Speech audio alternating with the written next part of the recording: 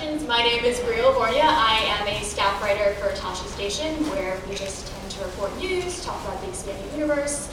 Occasionally I get roped into any of those projects, like reading 130 expanded universe books, reading the Coastal Star.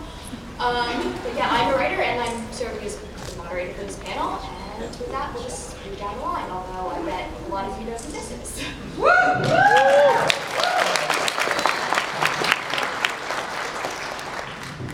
I'm Timothy Zahn. I've written some Star Wars books. I'm Jon Morton. I'm Dak, but also known as Bespin Boba these days. I'm Rod Hanna. I do the Star Wars webcomic Blue Milk Special, and I'm Leanne Hanna. I do the Blue Milk Special comic with Rod.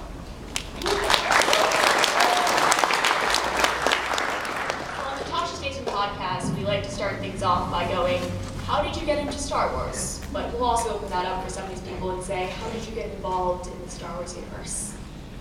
Start the other end. Yeah. I've been a fan of Star Wars since I was young, and Rod and I were, I'm an artist, so I've done illustration work I used to work on the He-Man comic, and I've worked with Rob Zombie on stuff, and I'm always doing projects, so Rod's a writer, and we were trying to find a way to work on something together that we could share. And we're both fans of Star Wars, and so we created this webcomic called Blue Milk Special, and it's kind of taken off. We've done it for 5 years now, and done about 600 strips. We parody the original Star Wars trilogy for now, and right now we're into Return of the Jedi. So. I was introduced to Star Wars back in England. I actually was born in England, and when I was 5 years old, I moved out to New Zealand. But my first Star Wars memory was I was sitting on a little potty. I was probably 4 years old, and I had a little black blanket around me, and I was watching Darth Vader come down that hallway, that corridor with the stormtroopers, and I was terrified. And some people say it kind of scared but that was my first Star Wars memory, and ever since that, I just loved it. I couldn't get enough of the universe, and so the opportunity to work with Leanne on a project, I couldn't pass it up. So, yeah, Star Wars is just what we do, and as a fan, it's really cool to be able to turn your creativity into something, that you can share with people through the internet. Well, I guess I've got sort of 3 or 4 different incarnations. The first actually is the most pedestrian. I got cast in the movie, which was pretty pro forma, but obviously it's the one that I think interests you the most as fans. But I want to move on to the other iterations. When I left show business, I went back into, this galaxy, and was finding myself in a suburban context just down the road here in Annapolis, Maryland, as a single-parent dad, president of the PTA, and suddenly I realized was discovered that, there is a universe out here of Star Wars fans, many of whom I guess are in the room today. And so in 1998, with the re-releases, suddenly I had new life in the Star Wars community. And if you saw me giving hugs to these wonderful young ladies here, that sort of coming out happened in 1997 and 1998. They presented me, they're Club Jade, but they were the Star Ladies, and I met Tim Zahn at that point with Mike Stackpole and Anna. I was presented with a button, which unfortunately, Nancy, I could not find. But I have it, and it says, "I'm dead." The third iteration was when my lovely daughter Emily decided that she wanted to go down to Celebration 5 in Orlando, and we went down there, and I reacquainted myself with a lot of my friends from Empire Strikes Back, people I hadn't seen in 30 years. And so I started doing the convention circuit again, and that was in 2010, I guess it was. And Emily is now working as a volunteer for Mary Franklin. She worked with Nancy at Star Wars Celebration 6 and got a taste for doing these conventions. And then last year, I guess this recent iteration, Lucasfilm asked me to blog for them. So if anybody's followed the Lucasfilm Star Wars blog site, they'll see a John Morton. That's me. I blog this, and hopefully I'll be able to say something about this wonderful gathering we have today. So that's my story.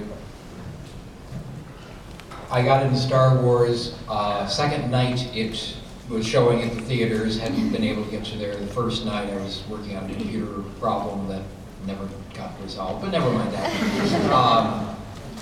Sat down in the theater. Okay, this is getting good reviews. The theater's packed. That says something good. Okay, a long time ago, Galaxy Fire. Okay, that's okay, kind of cool. There goes a ship, and there comes another ship. It keeps coming. And it keeps coming. It was the first time in any movie I had a sense of size, that they'd done that so well. And by the time the engines cleared to the top of the screen and you're seeing the whole Star Destroyer, I knew I was going to like this movie. And I did. And I saw it 17 or 18 times, with a different woman each time. No girlfriend, but a lot of female friends, and this was a good movie to show to them. In 1989, I was asked to do the Star Wars, the Thrawn trilogy. Many of you have already heard that story. If not, one of the interesting things looking back on that was when I started writing full-time in 1980, one of the records, yes, actual vinyl records, that was in my rotation to play while I worked were the Star Wars and Empire Strikes Back soundtracks. And I remember thinking while I'm slaving over notepads at that time, or notebooks, if George Lucas can come out of essentially nowhere and make it big, maybe I can too. It's kind of ironic when you look back at it on that. But yeah, I've not done any blogs. I just do these books. That seems to work okay so far. My story is much less interesting than that. I don't have a clear memory of the first time I saw Star Wars, but I know I was 2 years old, and that was also the first time I had chocolate cake, so that was a pretty good day. Aside from that, though, I've just always been immersed in the Star Wars universe. I remember being like 6 or 7 and going to see the special editions. I'm sorry for dating myself. And obviously I fell down the rabbit hole, given I'm sitting here as Jaina Solo right now. I know, I'm sitting next to the creator. There we go. So yeah, that's that. Sorry, that was a bad transition. So let's talk about where Star Wars is right now. We don't know much about Episode 7. As much as the news blogs would like you to think, we know about 3 things. We know it's 30 years after Return of the Jedi, and we know R2-D2 is going to be in it. That is all we know, for sure. We don't know. We can assume the big 3 will be in it. We can assume Chewbacca might be in it, given rumors. But given the rumors, you know, any actor who ever touched the stage could possibly be in it. So let's start with the easy one. Did any of us ever think the sequel trilogy would really happen? No. I'm a little more positive. I'm going to say yes. Okay.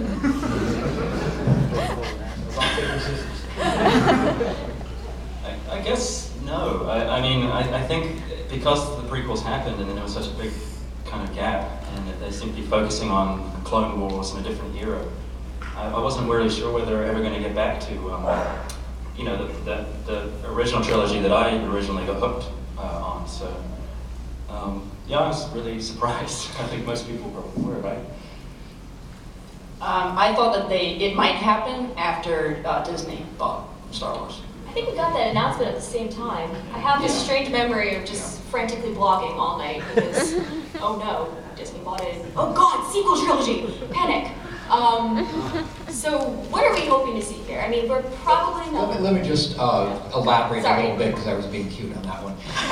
The reason I was not expecting a 7, 8, 9 is because the way George had done the prequels made the whole 6 movies the story of Anakin Skywalker. Yeah. And once he dies, it seems like that's kind of the end of the story. So that's why I was never I was assuming he's recast his original vision, and now this is over. So yeah, I was not expecting, because the story seemed to be ended at that point, the way you'd redone it. And we got so many books set after Return of the Jedi. I'm not going to try and count them right now, but from your Thrawn trilogy to the New Jedi Order to the current series that are going on now to the X-Wing books. So what do we think? What are we hoping to see? What do we think we're actually going to see? I mean, I think it's fair to say a direct adaptation probably won't be happening. So sorry for anyone who thought we were going to get a Thrawn trilogy. Although I think that would be amazing as an animated series. So what are we hoping to see? What do we think we'll get? I'll take this one to start with.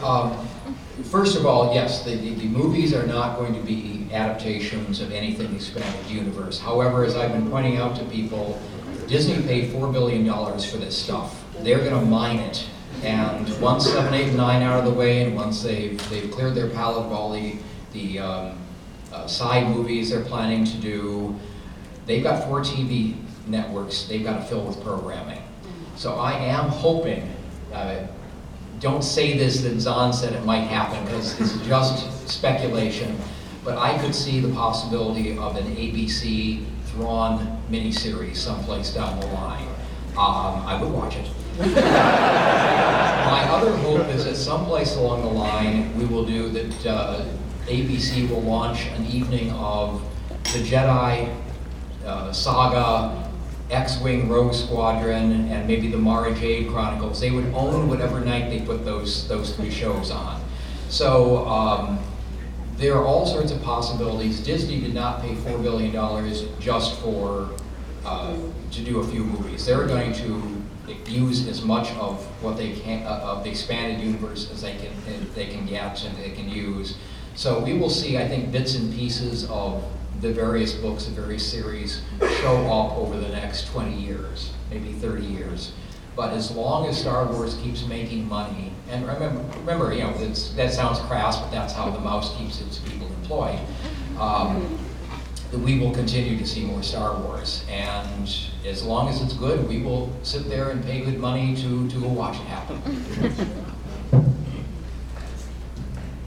Yeah, I think everything Tim said I agree with, because I think what we all need to remember is that you know, the universe is there's no end, and so the same thing would be true for Star Wars. So if you know the extended universe, the EU, is not necessarily fixed, it's still expanding.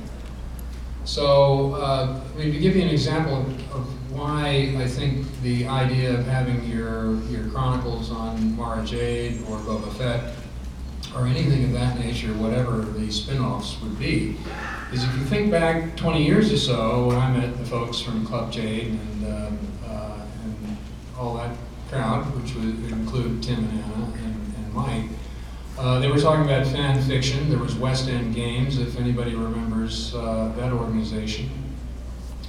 People were writing, there was fan fiction galore, and then 10 years after that, I don't know how many people know the film Revelation, but there was, then suddenly you had fan films coming out. So if there's legitimacy, if there's creativity that's coming from the fan direction, that's expanding the universe, shall we say, the same thing should be true for any of the more commercial enterprises, Disney being one.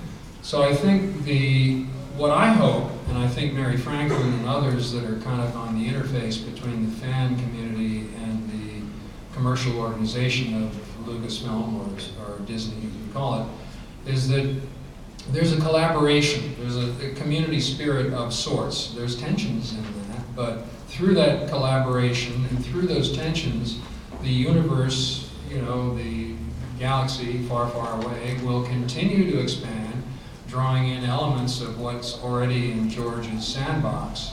And who knows where it's going to go. I don't know that we think that the core of Star Wars is bounded by Anakin's story. And I don't think that's what we want to take from your... That's right. That's what I assumed from the way the prequels were set up. Obviously, that's not the case.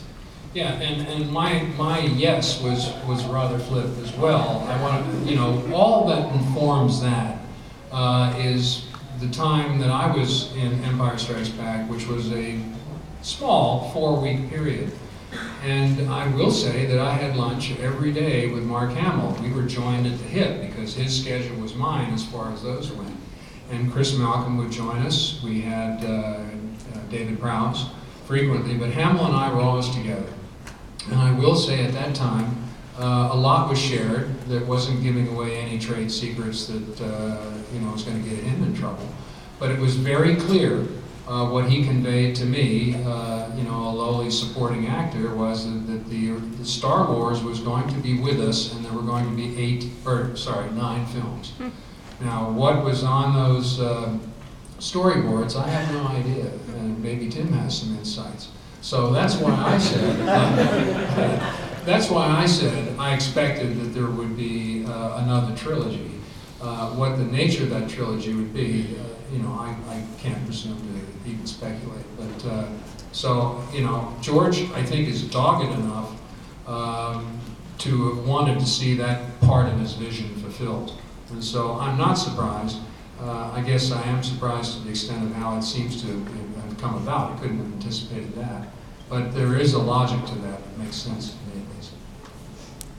Yeah, I'll actually add that I read at some point there was a plan for 12 movies. So it's fluctuated around as being like 9 movies, 12 movies over the years, a story. So And that's the thing, George has changed his mind so many times that what looks like reality at one point may be different a week later.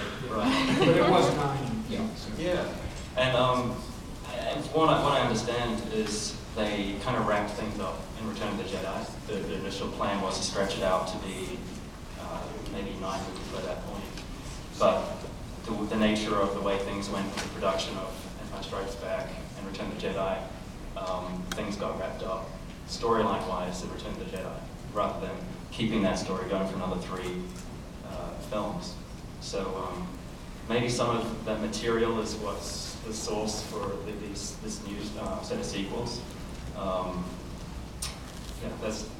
not sure whether you guys heard much about storylines or anything that existed back then, or.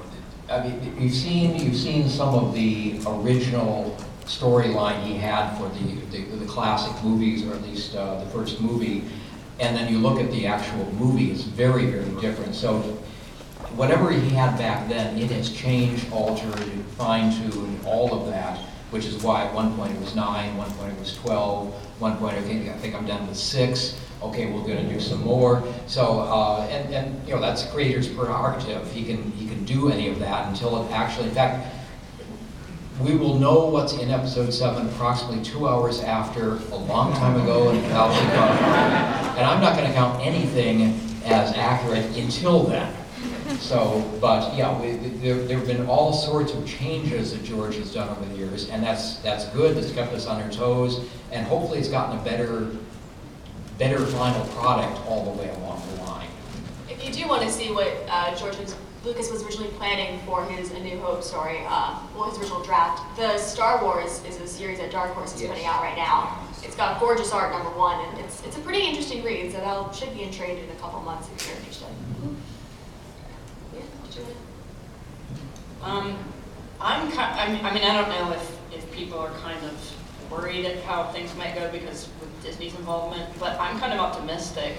I think that, at least in terms of the movies, it's been a while since prequels came out, and I think that this is going to bring a whole new generation of fans in. I mean, maybe we can get some TV specials or series. Not the holiday special. Right. Exactly. That is an experience, though. If you haven't ever seen the holiday special, you should at least watch it once, because it's way worse than you think. But I think it's kind of exciting, and I'm interested to see. I know George is going to have some involvement, but I'm kind of interested to see what other people kind of, bring new life into the franchise. So I'm kind of optimistic. Bear in mind a couple of things. I know there was a lot of reaction when Disney bought Lucasfilm. 2 points. One, Kathleen Kennedy is at the helm of Lucasfilm, and she has a marvelous track record of making good movies. So we've got that aspect. We also have the fact that Disney bought Pixar and Marvel and did not screw them up. They've got a track record of knowing that gee, I just spent $4 billion for something. I should not mess what made it worth $4 billion of my dollars to begin with. So all that together, it doesn't mean the movies couldn't be made badly, but it means we've got a good chance that they will be done well. You've got the creative team at Disney, and remember they can poach people from Pixar and Marvel as well for advice and all of that. They've got the creative team, they've got the money, and they know that the fans really want something good. I think there's a really good chance they will deliver. Yeah, I was going to say something about, I always tend to see the glass half full all the time. What has struck me in the last year or so as I've gotten to know the folks like Pablo Hidalgo and Dave Filoni and others from being over at Celebration 2 Europe, is these young folks, and they're young from my perspective, grew up with Star Wars. You have to remember that Tim and I did not grow up with Star Wars. So all of their thinking, and I speak, I think, for Pablo Hidalgo, for example, is that the joy that he experienced, which I know that he shares with most of you folks that are out there, is he grew up with this stuff, and he played on the playgrounds and in his rec rooms as a young little guy doing Star Wars games, and that's with his action figures and so forth, and that's so much of the people that I observe that are in Lucasfilm today, is that they own it to the same degree as you all own it. Now, here's the thing. We all have to accept that Disney is a corporation, and we all think of George as somebody who kind of started off life as an anti-corporate person. He came off of the plains of his own Tatooine and fought Hollywood in many ways. And Hollywood was this kind of sprawling mess in the 1970s. And believe me, I know about Hollywood in that period because that's when I was working in the film business. And so he was very much of a rebel. And so, but we all sort of get a little more conservative with age, and we see things a little bit more realistically than as we do when we're young and idealists. So at some point he came to terms with figuring out how to continue his legacy, and he sold out to Disney. Now, I'm not putting any kind of connotation on selling out. But as Tim says, Disney has got an investment that they want to protect. Now, Tim also used the word collaboration or collaborative. I think the beauty of what George did when he set up his vision in Star Wars and making his films is it was always a collaborative enterprise. If anybody reads the book that Algene Harmetz did on Casablanca, the making of Casablanca, you will find that actually the idea of an auteur with the film business is a real mistake. Sometimes it's the collaborations which can produce great diamonds, and Casablanca I don't think anybody would say is a bad film. It's probably a better film because of all the creative tension that was involved when that was made. The same thing can be said for Empire Strikes Back.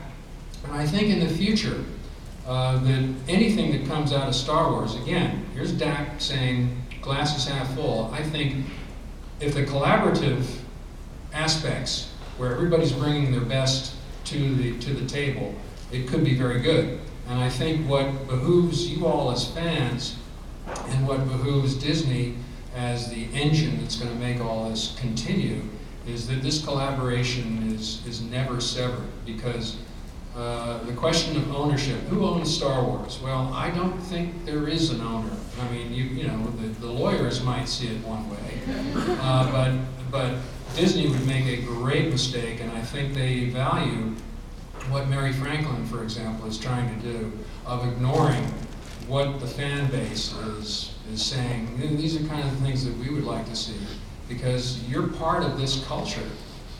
So I would say the channels hopefully will remain open at all times.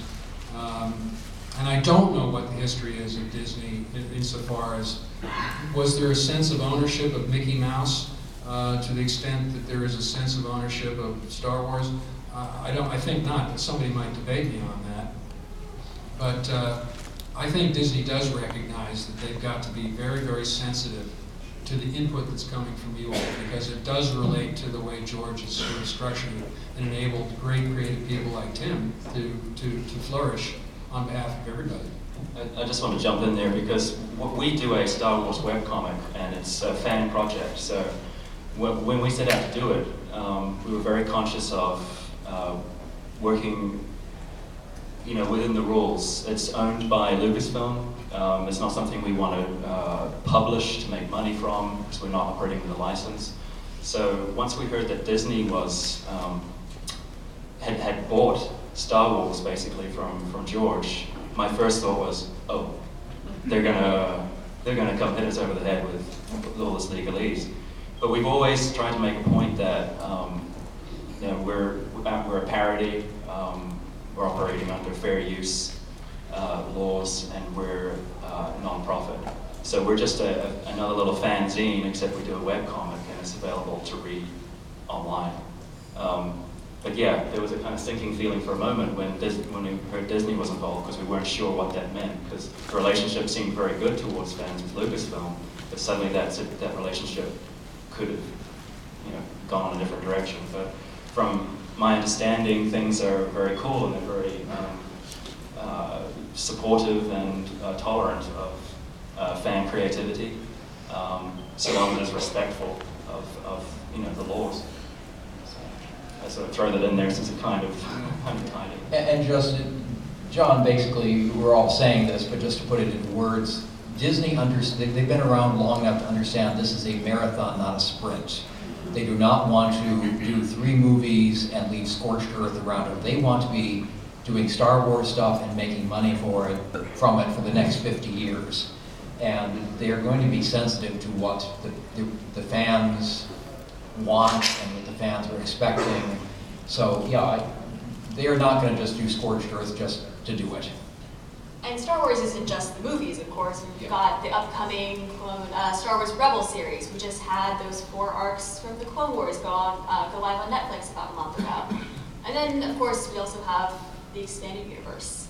At the moment, we only have 1 confirmed book on the schedule, and that is the Luke novel, the Empire Rebellion series, which is a little bit unnerving. We think it's fair to say that plenty of us expanded universe fans are a little bit worried about what may or may not happen to the established canon, and it's okay to worry. We just can't get angry. That's where things go bad. But I would like to propose the multiple universe theory as a possibility. Yes, Pablo Hidalgo has said that they have a story group together to try and figure out what will be the altogether canon. But what do you guys think of the possibility, I guess this is more for you, Tim, of them creating, oh, well, here is Universe A and here is Universe B, just to give them names. So we can keep getting stories about Jaina and Ben, and I think that's all the Skywalkers left. Alternate universes always make me a little bit worried. I don't know what they're going to do with the expanded universe. My sense is, and I got a little bit of hint from this, is it's probably going to go somewhere, something like the prequels, where all the Mandalorians, a lot of the stuff that had been written about that era was fine, except that Boba Fett's backstory was drastically changed. So all that stuff got kicked off into alternate universe type of thing.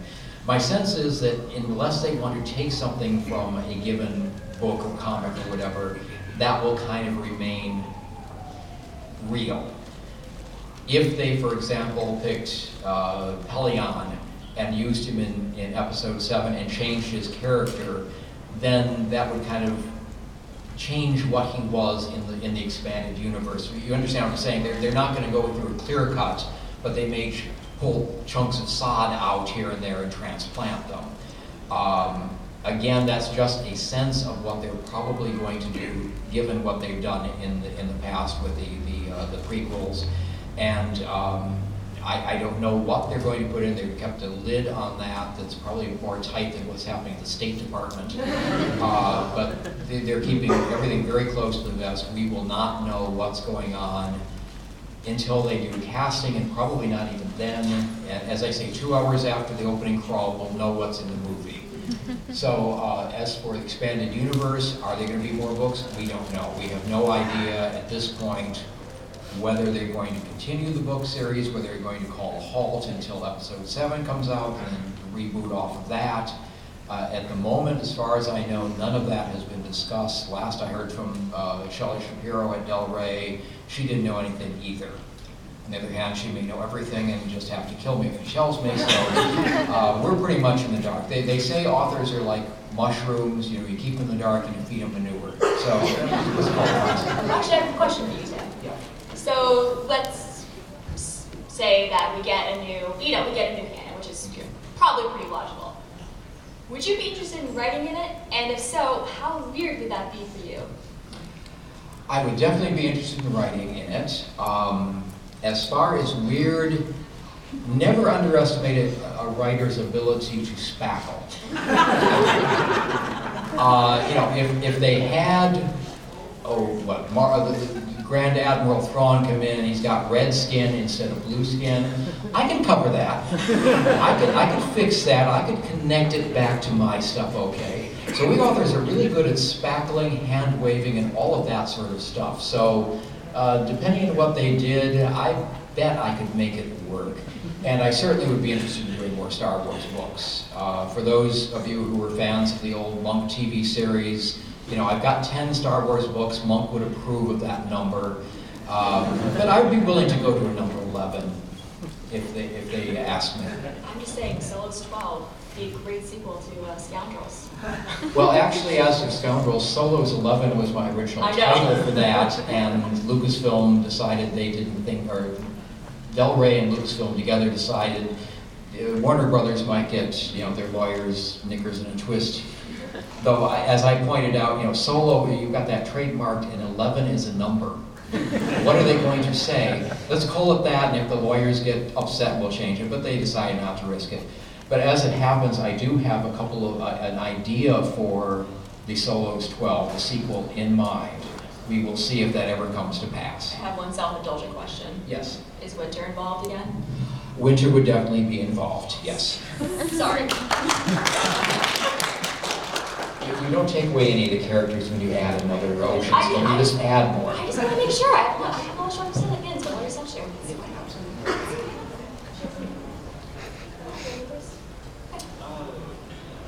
I actually had a question for you as well, Tim. How do you feel about, how do you feel about the expanded universe? Once you write a story and you create these characters and then someone else comes in and obviously years and years go on and these characters change, I mean, is it easy to let go of the, you know, these characters that you see them turn into something maybe you didn't envision, or? A friend coined the term out-of-character experience for that. You know going in when you sign the contract that Lucasfilm owns all of this stuff. And if you're not willing to watch your characters get used, abused, changed, whatever, you don't sign the contract. It's worth it just to play in the galaxy far, far away, George's sandbox. But yeah, it's a little difficult sometimes to watch what other writers may do with your characters. You just have to put on your big boy pants and accept it. Although I will tell you that one of the strangest experiences was getting cornered by a woman at a convention who was very upset at what Mara Jade had been doing in one of the books. And I explained to her, I didn't write that book. It didn't matter. She didn't care. It was my character. I was responsible for what had happened to her. So, yeah, that sometimes gets strange, but most of the time they realize if my name's not on the cover, I have no responsibility whatsoever or credit for what you didn't like or didn't like. You accept the fact this is somebody else's property, this is somebody else's character, and you move on. I do have something to add about the expanded universe, is that I've grown up a fan of a lot of different franchises over the years. You know, Doctor Who, the Avengers. I've seen things change over the years, and you have to accept that there's going to be new, not necessarily reboots, but reimaginings, new series.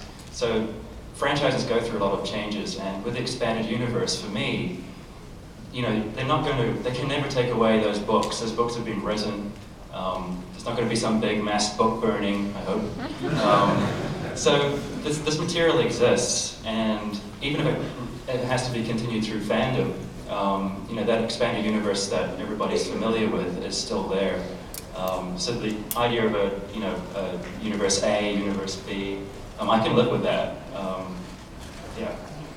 With Star Wars especially, you can always fall back on well, this was reported wrong. Yeah, this is faulty reporting, somebody had an axe to grind, the archives were lost, this is the best thing you can come up with. Yeah, they said Thrawn's skin was blue and it was actually red. Somebody screwed up in the color separation area for the newspaper, whatever. You can always, especially this kind of universe and the turmoil that's happened with the rebellion and the Empire and all of that, you can always, yeah, it was just reported wrong, that's what it was. Yeah, I'm so glad you said that, Tim, because I was going to say myself that let's not make Star Wars something that's exceptional in the sense of how things really are. Think back, here we are in Washington. Think of all the, quote, revisionist history and biography of anybody that's a great, Eleanor Roosevelt. How was Eleanor Roosevelt perceived and written about in the 1940s? How is she perceived and written about today? Think of anybody, Franklin Roosevelt, Martin Luther King, Theodore Roosevelt. Yeah, just on and on and on, great men and women, or not so great men and women that, it's exactly as you said, Tim. And so why would we expect the Star Wars, if we're trying to, maintain our connection with it, I guess the term is all the retcons or potential retcons. Well, the retcons are happening every day in this town, for sure.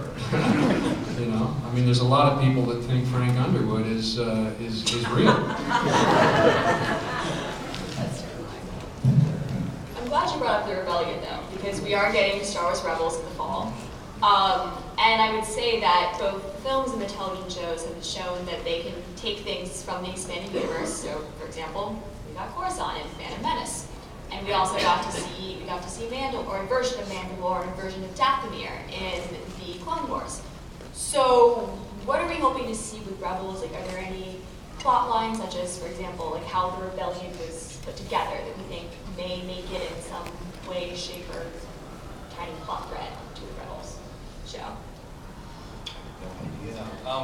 I don't know about plot lines so much. I want to see Captain Antilles. I'd like to see him as a heroic character. I think it'd be awesome. I think there's a lot of they could do a lot with that, and the droids. Can't see why R2-D2 and C-3PO couldn't be included. Maybe they will. But I've got fan favorite characters I'd like to see in it. But story-wise, I guess really just want to figure out how the rebellion, kicked off, how they got this underground movement. I'd like to see more of them on Calamari, the Calamari characters. To me, it's just, we're ready to be a viewer and kick back and see what they're going to do. If you've got characters, feel free to name them. Mon Mothma. I want to see. I think you could do a lot with Mon Mothma. Captain Antilles, Admiral Akbar, prior to being Admiral. I just love those. I love the kind of more obscure characters that we haven't seen a lot of. And the fact that Star Wars, A New Hope, kicks off with Captain Antilles being choked, But he was somebody important, He was captain. He was presumably important to, Bail Organa and to Leia.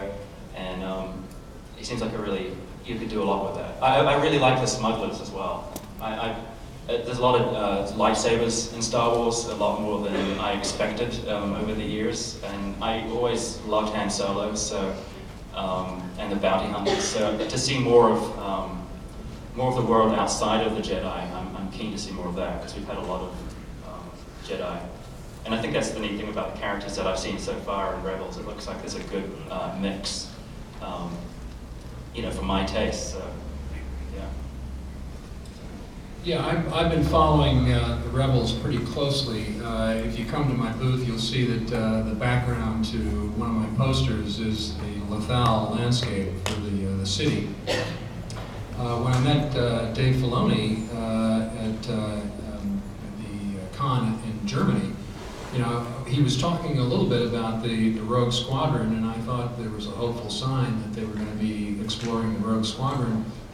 He was very curious about the origins of Jet Porkins. And, well, I'll tell you how the conversation went. He was concerned about Jet's weight and what he was eating. And I said to him that I actually, knew Bill Hootkins extremely well. He was one of the actors in London. He was originally from Texas, but he was based in London.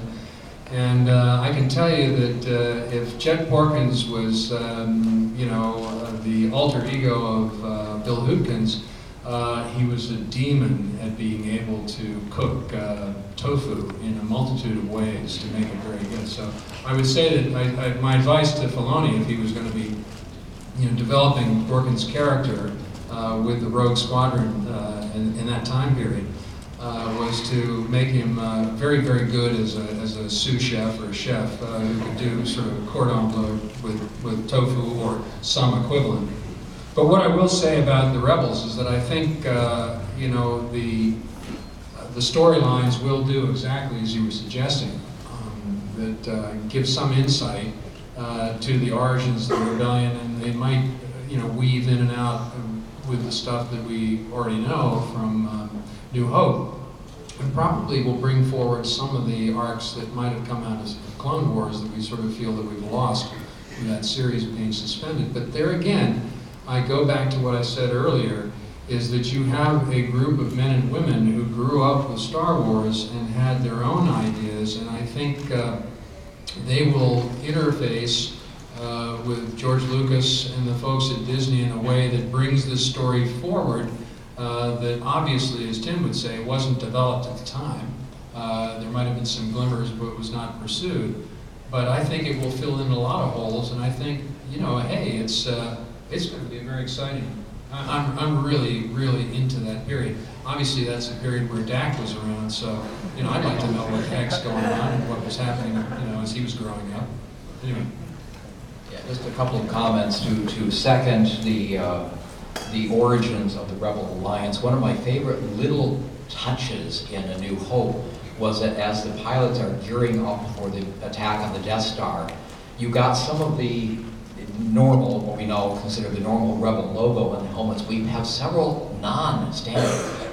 Clearly this is parts of rebel groups that are now coming together, and they will be adding that in. So I'm hoping not only do we see some of the origins, but we see some of those helmet emblems also thrown in there just for those of us who pay attention to that kind of details. Let's see, there was another comment. Talking of interesting, I read an article a while back about fighter pilots, and one of the comments was that the overweight pilots actually are better at handling the G-forces because their hearts are more used to the pumping. And their final comment on that one was, yes, Porkins was the dangerous one. And finally, I will just, there's a line in there, you talked about cordon bleu, cooking cordon bleu milk, but I won't make it.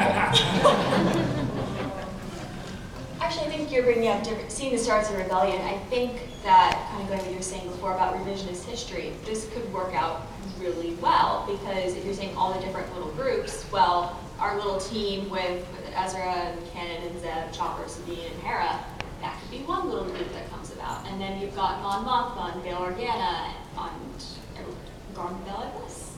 That's not right? Okay, close enough. You might have them popping up possibly as part of a rebellion group. So I think there's a real opportunity for something like that to happen. Cool. Any thoughts about this? The other thing that was very, very clear in Pablo's presentation at the Comic-Con in New York, was anybody at that presentation that said here? Well, if you remember, he was sort of beginning to say two things, he and also Filoni. One was, he was saying, think of the prairies in the United States or Canada, where he's from, in the 19th century, and the railroads coming in, and all of that change. So there was a certain kind of analogy that he was sort of drawing. And Filoni has said on a number of occasions, the Empire was not necessarily, when they came into Lothal, being conceived as a bad thing.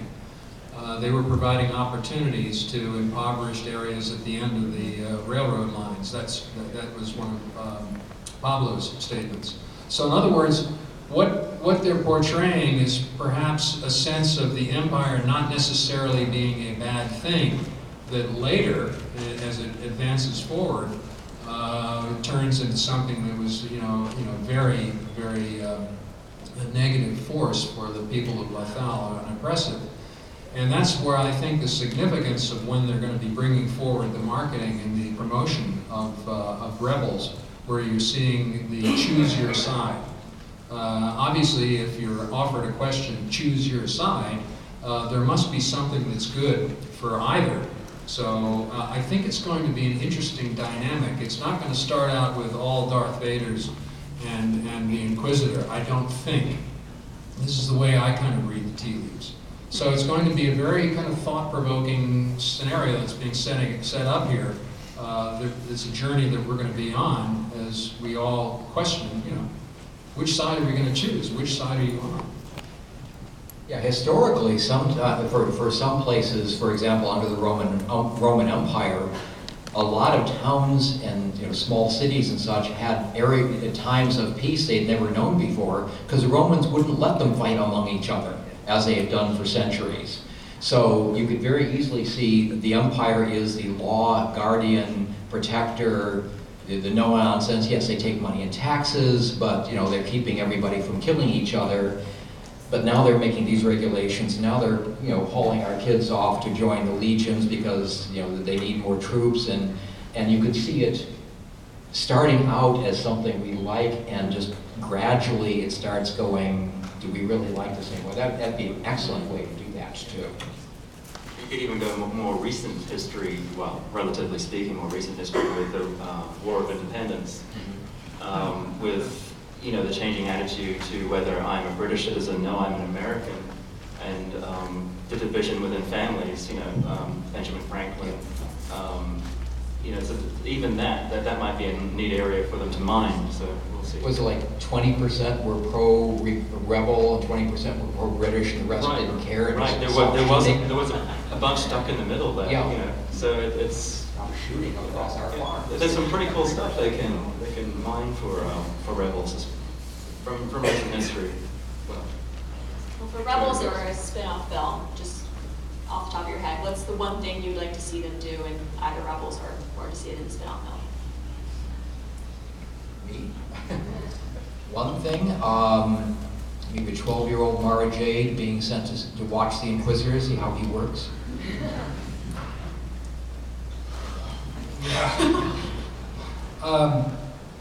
I am a big fan, actually, of Larry Kasdan, and I like what he did with Empire Strikes Back. I think there's going to be much more in both character development and arcs. I'm not antagonistic to CGI, but if it's not, if what it's representing is not fully fleshed out. And I don't mean making it too adult so that it loses the kids. But I want to see more character development, real conflict, and challenges. Because, look, George Lucas started off with an idea that came from Jung and Joseph Campbell, and it goes back to,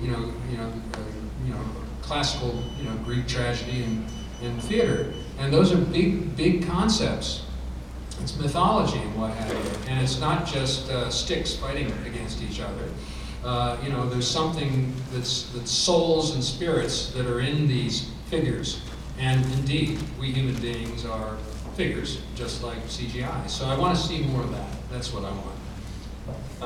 I would like to see Big Starklighter as a kid, and the Anchorhead team, Luke's little posse, and they're not too young by that point. Even the little kids, I think it'd be awesome to see Biggs. He's a big character to be in this. So. Anything? In terms of the sequels coming out, it's kind of what you said, John. I think that I would like to see more character development, them focus on characters. I'd like to see a bridge between, you know, the original trilogy and the new, which I'm optimistic that they will do and do well, kind of pass on the torch in a way. And I'd also like to see more model work as opposed to everything being CGI. I think that there's just something about having actual tangible, you know, things that makes it feel more real.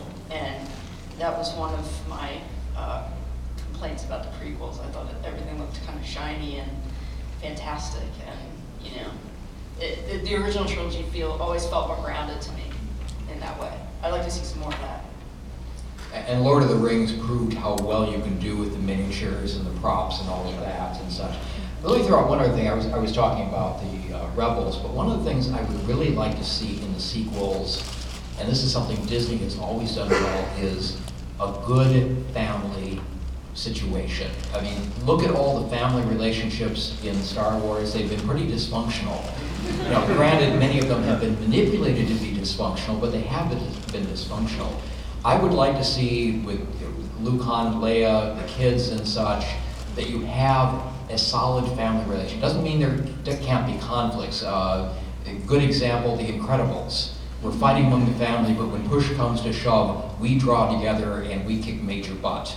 I would like to see that sort of thing in the sequel movies, probably culminating in the young people charging in battle, and here come Han, Luke, and Leia right behind them, or something of that sort. And Disney has always been very good on the family relationships, and that's what I want to see. I think we're just about out of time, unfortunately. I would love for all of us to stay here and talk about this for the rest of the day. So thank you to all of you guys for coming here, and thank you to